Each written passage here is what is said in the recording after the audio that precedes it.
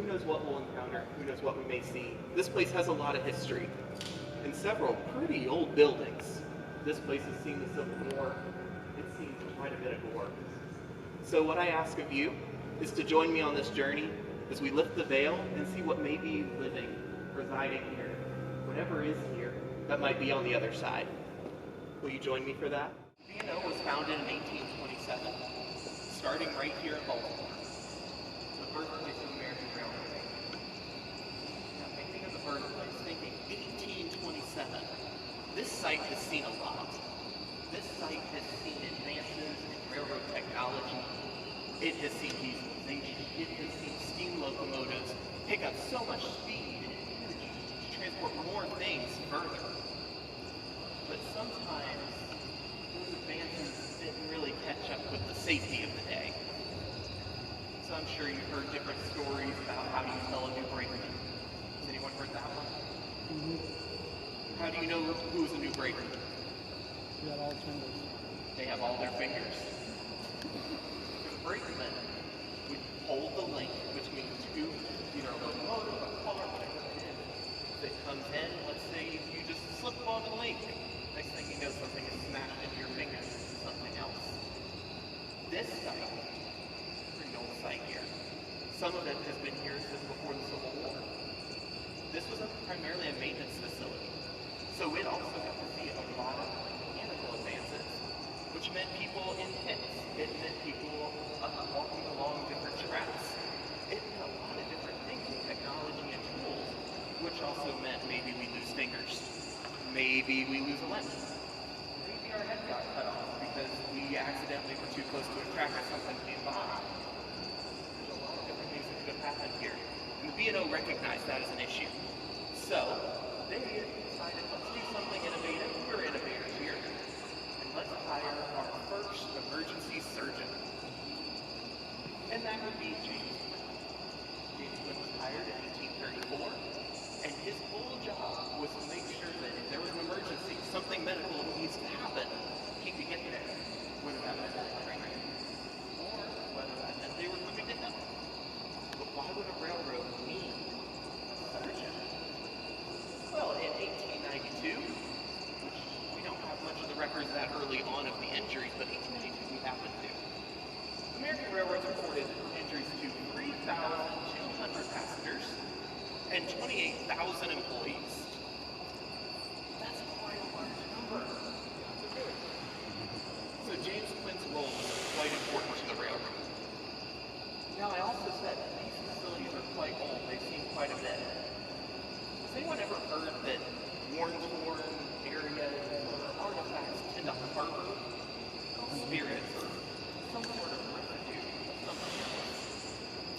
It just so happens we have some of those worn-torn artifacts in our collection. So why don't we go and investigate one of them, the Memnon. Memnon. The B&O was here for the Civil War, breaking out 34 years after the B&O was founded.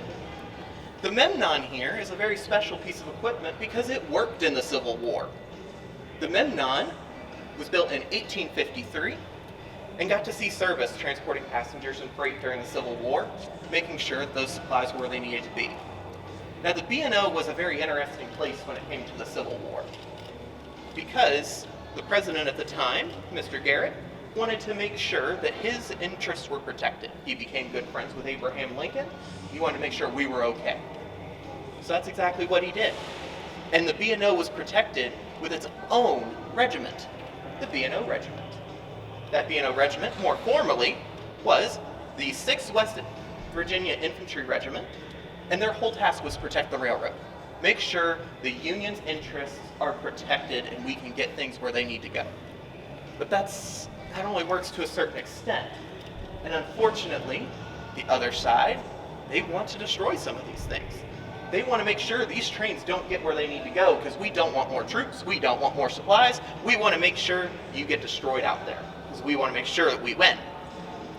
Well, history tells they didn't win. But the 6th Infantry, the B&O Regiment, was always scattered around during the war. They never were fighting together. And they didn't even see the most traumatic event until after they finished their service. So, I want to make sure I have the right date for you. So, October 1864. Several of these men are returning home. So happy that they're done. They've retired from this. It's all over. Well, they wait about a week and they're going, where's my paycheck? You said you were going to pay me. I'm not getting paid.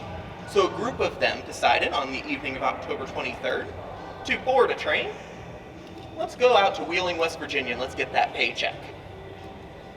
Well, on that ride, there's a little event that occurred. It was about 2 a.m., October 24th, 1864. They're passing through Marion County, West Virginia. They collide with a train filled with racing horses.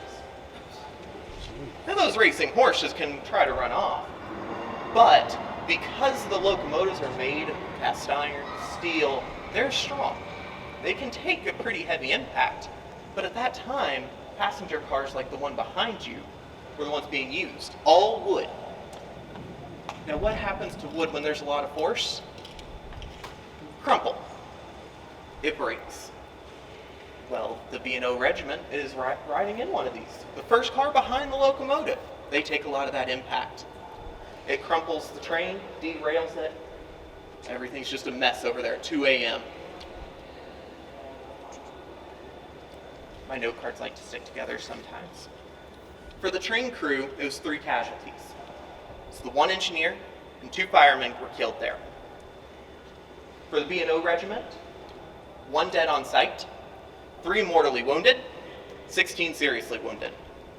Out of all of them was Leander Trowbridge. He was a corporal. This individual was pinned underneath a stove. This time the stove used for heating. So, that fire is roaring in there. And his leg is pinned. What does he do? He's a corporal. He's supposed to be saving people. He decides to pull out his trusty knife, goes to his leg right below the knee, starts sawing it off, cuts off his leg. He frees himself with a tourniquet made out of his handkerchief and rescues 2 more people and then frees himself from the train. He leaves, everything's okay. He gets just a few more amputations, just a few more to cut it off a little bit further. He ends up with a crutch. Half of his thigh is gone all the way down, and he lives out the rest of his life. But these traumatic events happened often.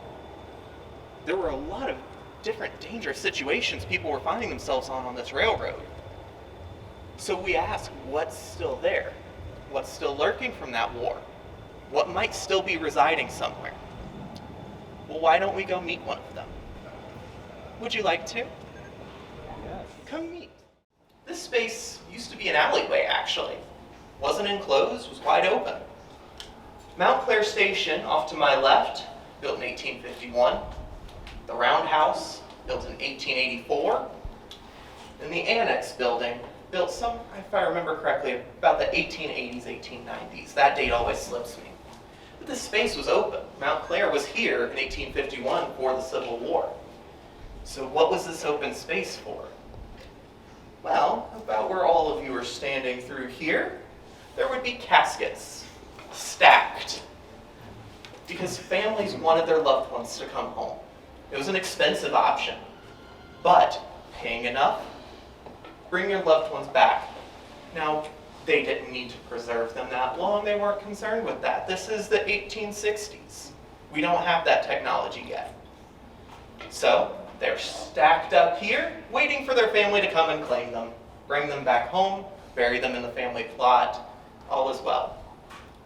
This space has some interesting things that happen every once in a while. Whether that be in our Mount Clair station, the exhibits start going off, lights flickering, who knows what it is. But one of our staff members got to experience something in this space. So as one of our staff members was opening up the museum for the day, pretty early in the morning, doing her walkthrough, making sure everything's where it needs to be, everything's okay, she starts walking by that window back there to walk into this space.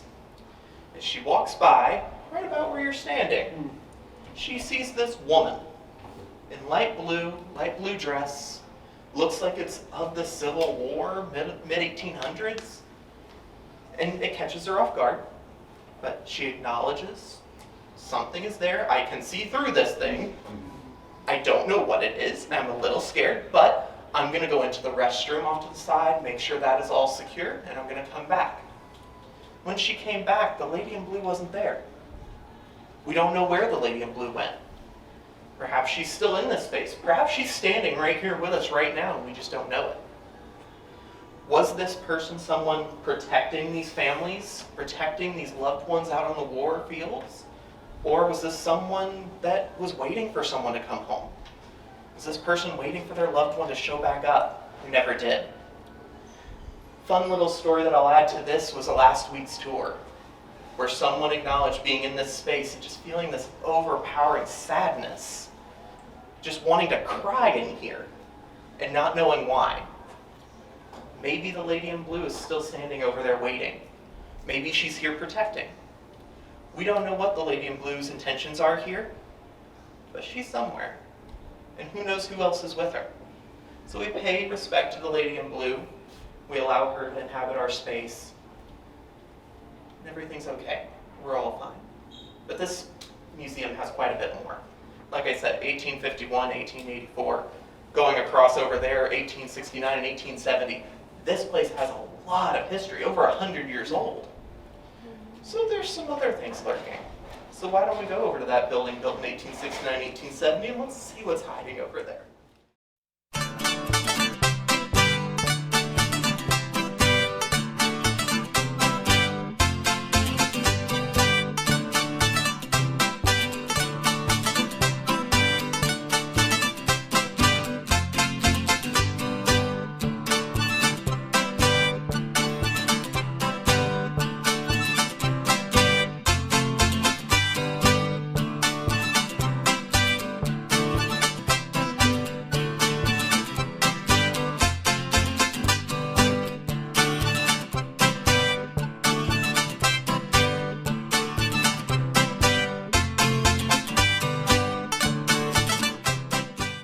Welcome to the passenger car works of the B&O Railroad Museum.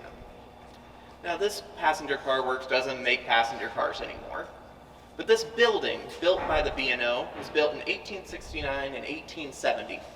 Why I say 2 different years there is because there's 2 different parts to this building. You currently are standing in the North Car Shop. This facility would have been used to maintain passenger cars back in the day, make sure they can still stay on the rails. It's a maintenance facility. Same thing for our other side, the South Car Shop. Now while we can't go in there, we can still take a glimpse of what exists in there. This building is designed in an L shape. This side is 1 story, the South Car Shop 2 stories, with a basement down below this floor. Now a fun part about this building is that it is the oldest continuously operated railroad building in the United States. This building, donated to the museum, actually created by the B&O for the museum, has always been used for railroading. The South Car Shop even more recently than that. And some of our volunteers here actually worked in this facility, especially the South Car Shop. So this door would just be locked and no one could get in there.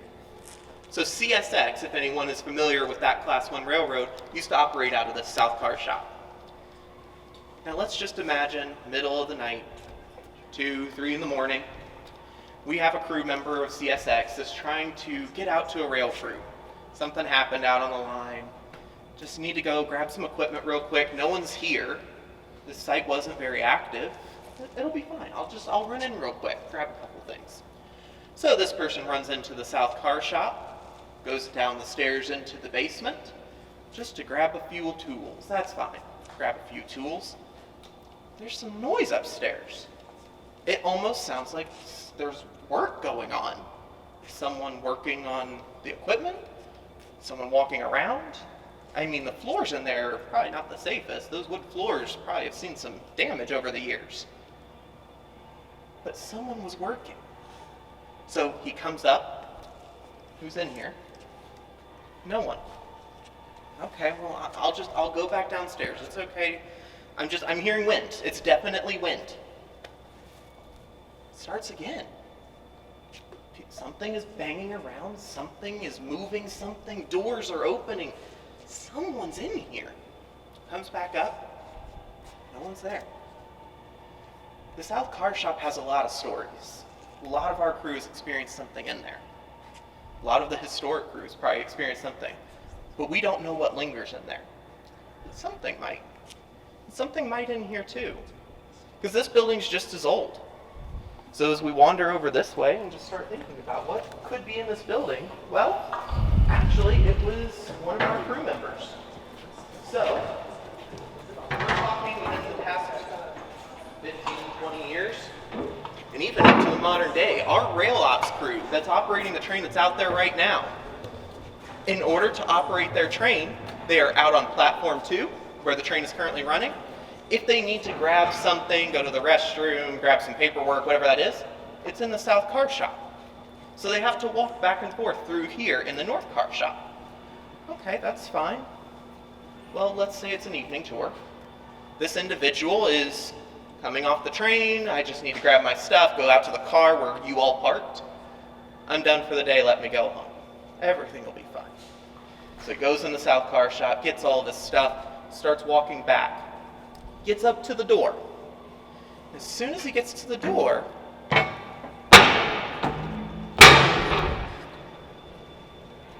that noise just starts coming around him. He doesn't know where that's coming from. Someone's definitely in here. These are trenches that run the full length of the shop. They were used to lay electrical lines, water lines, all for equipment to work on anything and everything that came through here. These grates, or these plates that are on top of them, are so that they could run carts across them, run equipment across them, and there would be no issue. But as you heard, they're not the quietest things. So he hears it at the door, he does a full sweep of the building. Something's in here, someone's in here, let me go figure it out. Nothing. Okay, well, if nothing's in here, I can leave. Again. Okay, someone is in here. So he comes back through, does another sweep.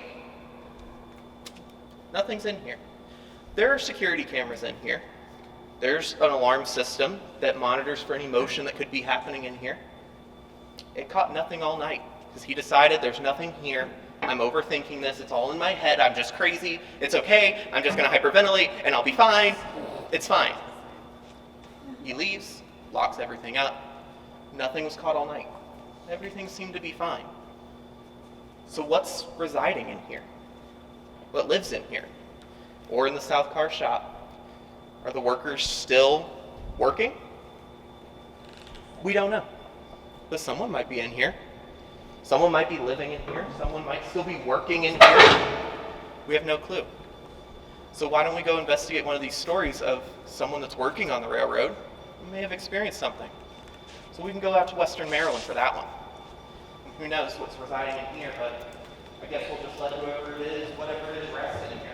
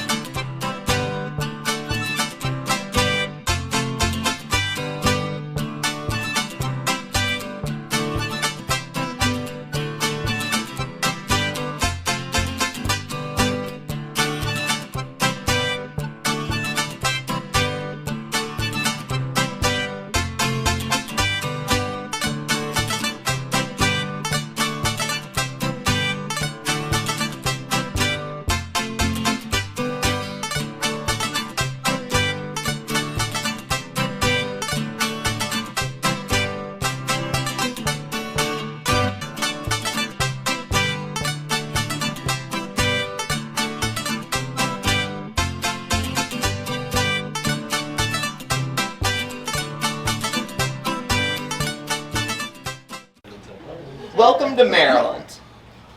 All the way from Baltimore on the far end, out into Western Maryland, into coal country.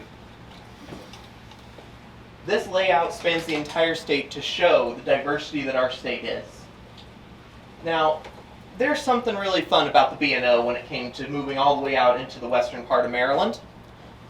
Well, it reached western Maryland a little late. You know, only 1833, starting in 1827. It's just a few years. It's okay. Took them a little bit. But as they built their track going west, they built these little shacks, these little sheds.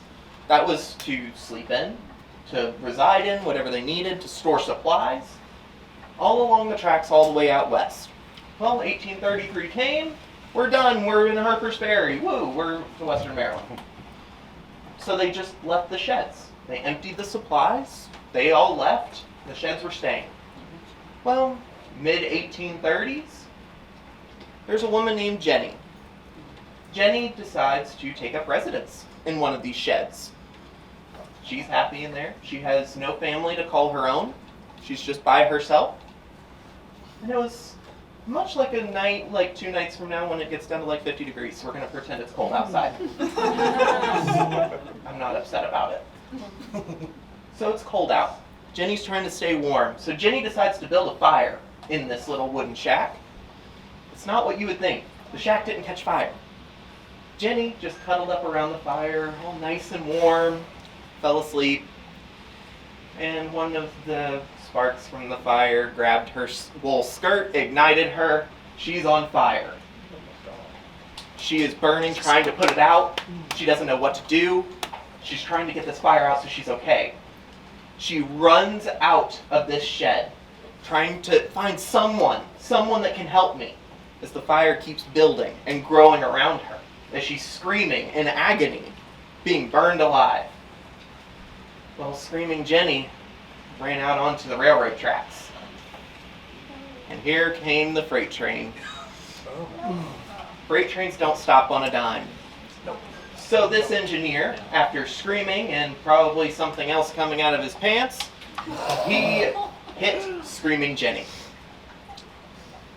Jenny was hit.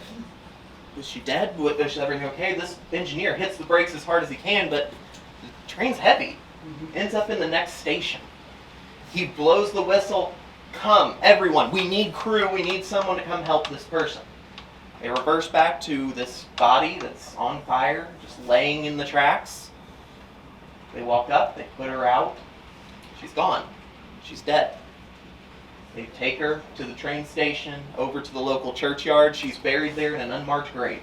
Because no one knows who she was. It's Jenny. It's screaming Jenny. Well, about a month goes by. It's about 2 in the morning. It's a current theme here, 2 in the morning. 2 in the morning, here comes the train out to Harper's Ferry. There's this ball of fire on these railroad tracks, and the engineer hits it. This ball was screaming again. Engineer, shaken, gets to this. He hits the brakes. Unfortunately, his train wasn't as heavy, so he stopped a little sooner. He gets out, nothing's there. He's shaken. What just happened to me? What was that? He gets to the next station, tells the station master, I hit something. I don't know what it was, but I hit something. It was on fire and it was screaming and I'm scared and hug me, hold me, I want to be okay. Well, the station master starts thinking and goes, Jenny's back. And now the legend has it that every year, the anniversary of Jenny's death, she shows back up. Back on the tracks, and even crews on CSX have noted seeing Screaming Jenny out in western Maryland. Western Maryland here, designated by this red bridge right here, the train's currently going across. If you look on the far side of it, there's a little character. Looks like a little woman. That's how we've represented Screaming Jenny here in this display. So Screaming Jenny's still out there somewhere. Hopefully she finds peace somewhere. But, is that Screaming Jenny? Okay, just to check. Who knows what we'll find on this tour. Because the next thing to figure out is another railroad accident. What was the anniversary that you said? The anniversary of it? Yeah, if you have it on me. Let me see if I have that date. I do not have that date. Okay. I know it was October. Probably Google it. I want to make sure I don't have that date for you.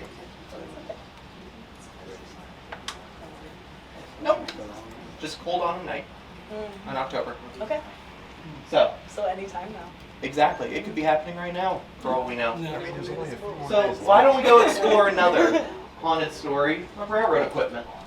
Something else that lurks here.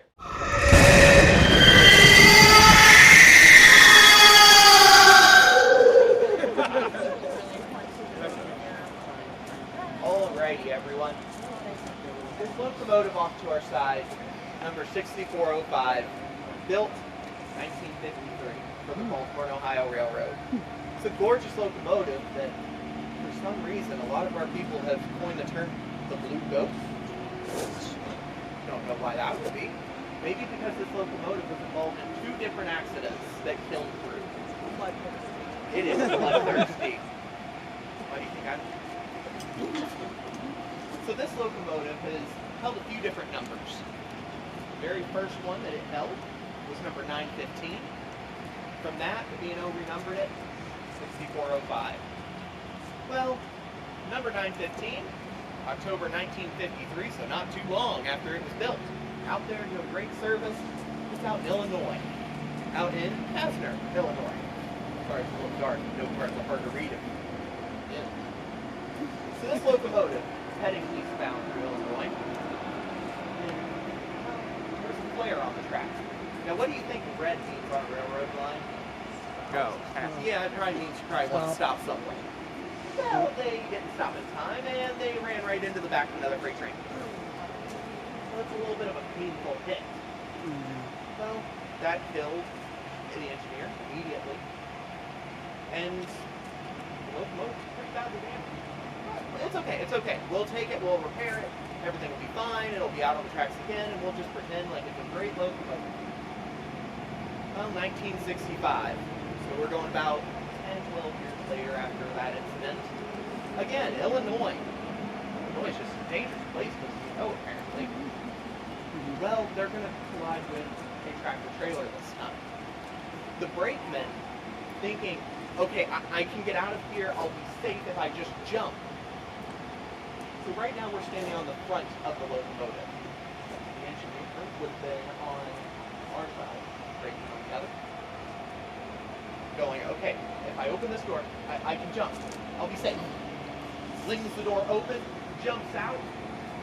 Locomotive collides with the tractor trailer, derails, falls over, lands on top of this individual, killing instantly. I'm sorry, that thing's a little heavy. It's probably going to crush you. Died instantly.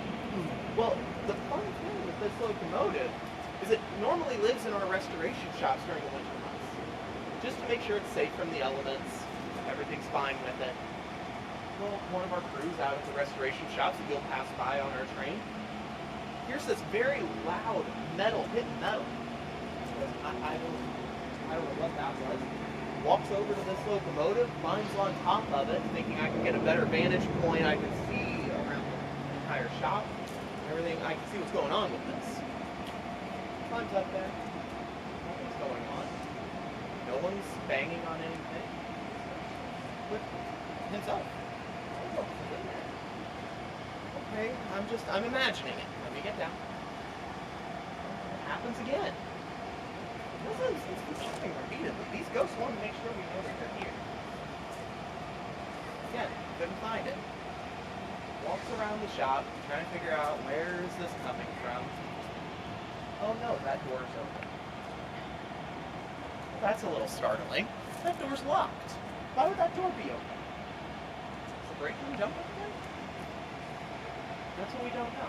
We don't know if the brakeman still resides in that locomotive, seeing that accident repeat over and over and over again, every time trying to jump out, trying to protect.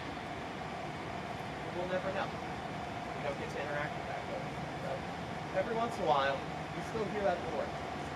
That door still will swing open. We get scared. We just pretend nothing happened. That brakeman's okay in there. Everything's okay. Maybe he's still in there. I don't know. We'll never know.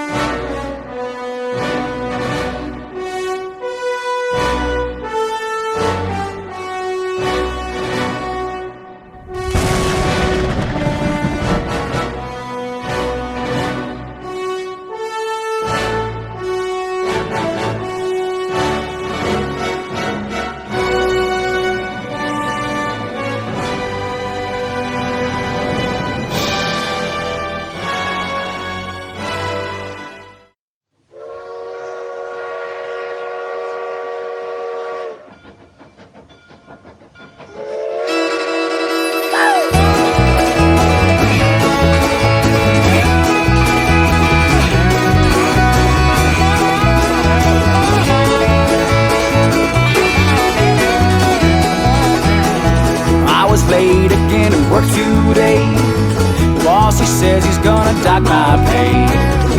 That's alright, I don't need it anyway. I'm going for a ride.